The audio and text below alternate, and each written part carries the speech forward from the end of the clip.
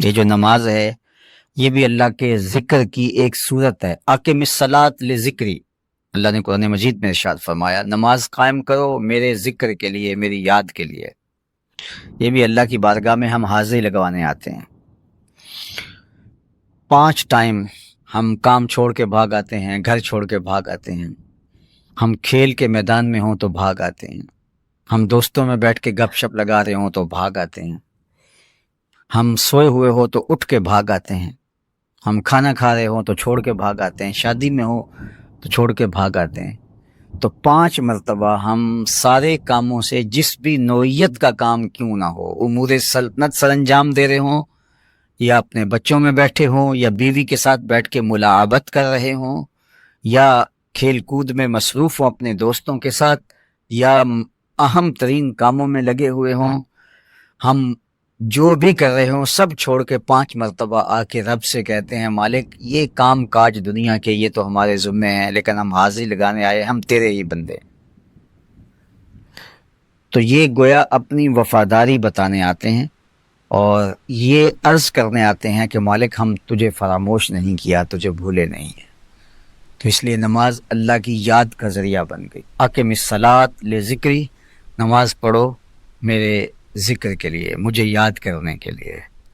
تو پھر جب بندہ اس کو یاد آ رہا ہو اور بندہ اسے یاد کر رہا ہو تو پھر درمیان میں کوئی چیز اور مخل نہیں ہونی چاہیے۔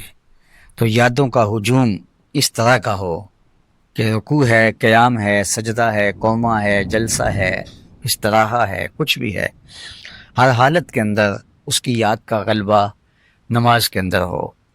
اور نماز کی حقیقت کو، عبادت کی حقیقت کو حدیث جبریل میں بیان کیا گیا ہے کہ اللہ کی عبادت تو اس طرح کرے کہ گویا تو اسے دیکھ رہا ہے، اور اگر یہ کیفیت تیرے اوپر کسی وجہ سے طاری نہیں ہو پاتی تو کم از کم یہ کیفیت تو تیرے اوپر طاری ہونی چاہیے کہ وہ تجھے دیکھ رہا ہے۔ تو یہ جب کیفیت ہو کہ میرا اللہ مجھے دیکھ رہا ہے، محبت کی نگاہ سے دیکھ رہا ہے، تو پھر تو انسان کی توجہ کیسے بھٹک سکتی ہے، وہ کیسے اپنی سوچوں کو آوارہ ہونے دے سکتا ہے جب یہ تصور جمع ہوا ہو کہ میرا رب مجھے دیکھ رہا ہے۔ میں آپ سے مخاطبت کر رہا ہوں تو کوئی شخص اس مجلس میں اٹھ کے میرے سے بات کرنے لگ جائے تو جس وقت وہ میرے سے بات کرنے کر رہا ہوگا تو اس کی توجہ تو کسی اور سمت نہیں جائے گی، اور اگر چلو یہ نہیں تو اتنے مجمع میں کسی کی طرف متوجہ ہو کے اس کو مخاطب کرنے لگ جاؤں تو مجھے بتائیے گا کہ وہ اتنے لوگوں میں کوئی سوچ بھٹک بھی سکتی ہے، کوئی ادھر چلا گیا، کوئی سوچ کو لے کے ادھر چلا گیا، لیکن جس سے ڈائریکٹ مخاطبہ ہو جائے تو کیا اس کی توجہ دائیں بائیں جا سکتی ہے؟ اب یہ 2 صورتیں ہی بتائی گئی ہیں کہ تم رب سے اس طرح عبادت میں ملو کہ گویا تم اس کو دیکھ رہے ہو، اور یہ کیفیت نہیں ہے تو وہ تمہیں دیکھ رہا ہے۔ تو ان دونوں صورتوں کے اندر ہماری توجہ یکسو رہتی ہے۔ اور اس سے نیچے اگر ہم عبادت کے درجے میں ہیں کہ نہ یہ کیفیت بلند نصیب ہوئی کہ اللہ کو ہم دیکھ رہے ہیں، اور نہ یہ کیفیت ہمیں نصیب ہوئی کہ وہ ہمیں دیکھ رہا ہے، بس ہم نماز پڑھے جا رہے ہیں، تو پھر ہمیں ابھی اپنی نماز کو بہتر کرنے کی ضرورت ہے، جو کم از کم اس درجے پہ پہنچ جائے کہ ہم اس کو نہیں دیکھ رہے تو وہ تو ہمیں دیکھ رہا ہے۔ اور یہ تیقن اور یہ یقین جو ہے وہ ہماری باطنی تربیت کرتا ہے، یعنی یہ تصور کہ میرا اللہ مجھے دیکھ رہا ہے، اور نماز کے اندر جب یہ پختہ ہو جائے گا تو پھر وہ نماز کے باہر بھی تصور ہمارے ساتھ جڑنا شروع ہو جائے گا۔ ہم نماز کے ساتھ اس تصور کو لے کے اپنے گھر بھی چلے جائیں گے کہ میرا اللہ مجھے دیکھ رہا ہے، اور یہ حقیقت ہے کہ وہ ہمیں دیکھ رہا ہے۔ یہ کوئی محض وہمی اور گمانی عقیدہ تو نہیں ہے، حقیقت ہے کہ ہم اس کی نگاہوں میں ہیں، اور وہ لمحہ لمحہ ہمیں دیکھ رہا ہے۔ تو ہم گھر میں ہیں تو وہ دیکھ رہا ہے، ہم کاروبار پہ ہیں تو ہمیں دیکھ رہا ہے۔ تو ہمارے رویے، ہماری زندگی کے سارے چال چلن خود بخود مرتب اور منظم ہو جائیں کہ ہمارا اللہ ہمیں دیکھ رہا ہے۔ تو یہ عقیدہ ہمیں گناہوں سے بھی بچاتا ہے، اور یہ فیض ہمیں نصیب ہونا تھا نماز سے۔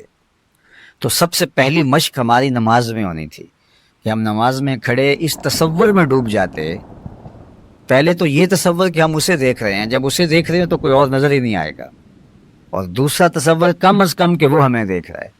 تو پھر بھی خیال اور سوچ بھٹک نہیں سکتی. اور یہ تصور لے کہ جب عملی زندگی میں اتر جائیں گے نماز کا فیضان، تو پھر جو کہا گیا نا کہ نماز برائی اور برے کاموں سے اور بے حیائی سے بچاتی ہے، تو وہ وہی نماز ہے جو ان آداب کی رعایت کے ساتھ پڑھی جائے کہ جس کا نتیجہ یہ پیدا ہو. ورنہ تو ہم یہ عملی طور پہ دیکھتے ہیں کہ لوگ نماز بھی پڑھتے ہیں اور باقی برے اعمال بھی کرتے ہیں، جبکہ نماز کا کام کیا ہے؟ بے حیائی سے بچانا، برے کاموں سے بچانا، مکروہ امور سے بندے کی حفاظت کرنا. نماز خود حصار بن جاتی ہے، نماز خود مضبوط قلعہ بن جاتی ہے جو بندے کو ان امور سے بچاتی ہے. لیکن یہ وہ نماز ہے جو نماز ہے، جو ہماری ٹکریں ہیں تو وہ تو ہمیں نماز کا وہ حظ ہی نہیں دے پاتی. اس لیے ارشاد فرمایا خرابی ہے ان نمازیوں کے لیے جو اپنی نمازوں سے غافل ہیں اور وہ دکھاوے کی ٹکریں مار رہے ہیں. الذین هم یراؤن ویمنعون الماعون، ان کی نماز نہیں ہے، دکھلاوے کی ٹکریں ہیں. تو وہ پھر جو دکھلاوے کی ٹکریں ہوں گی تو وہ پھر وہ نتیجہ تو پیدا نہیں کر سکیں گی جو نماز کا لازمی نتیجہ ہے. اور وہ کیا؟ بے حیائی سے روکنا، برے کاموں سے روک دینا. تو یہ نماز کا لازمی نتیجہ ہے. تو نماز اللہ کا ذکر ہے، اللہ کی یاد ہے. تو کہا اقم الصلاۃ لذکری، نماز جو ہے وہ پڑھو، یہ میرا ذکر ہے. اچھا، قرآن کو بھی ذکر کہا گیا ہے. ہم نے اس ذکر کو نازل کیا اور اس کی حفاظت بھی ہم خود کریں گے. تو قرآن بھی ذکر ہے. تو پھر جو اللہ کا کثرت کے ساتھ ذکر کرنے کا کہا گیا تو اس میں قرآن مجید کی تلاوت ہے. اور ہماری زندگی میں قرآن مجید کی تلاوت لازم ہونی چاہیے. جبکہ دور موجود کے فتنوں نے ہم سے جہاں بہت ساری چیزیں چھین لی، وہاں تلاوت کلام مجید بھی چھین لی ہے. ہمارا بہت سارا وقت جو ہے وہ ان چیزوں میں گزر جاتا ہے کہ جو چیزیں ہماری زندگی میں کبھی کبھار اور ایک نمک کی شکل کے اندر ہونی چاہیے. ہم جب چھوٹے تھے، بچے تھے، تو کوئی 8 دن کے بعد جو ہے وہ کوئی دادی اماں سے لطیفہ سننے کا جو موقع میسر آتا تھا، ورنہ نصیحت آموز کہانیاں تھیں. تو کوئی چھٹی کا دن اور آخری دن تو دادی اماں کو کہا کہ کوئی ایسی بات پیستا ہے، تو وہی 5 7 10 15 چیزیں تھیں جو بار بار آتی تھیں اور اس کے اندر بھی کوئی تربیت، کوئی چیزیں چھپی ہوتی تھیں.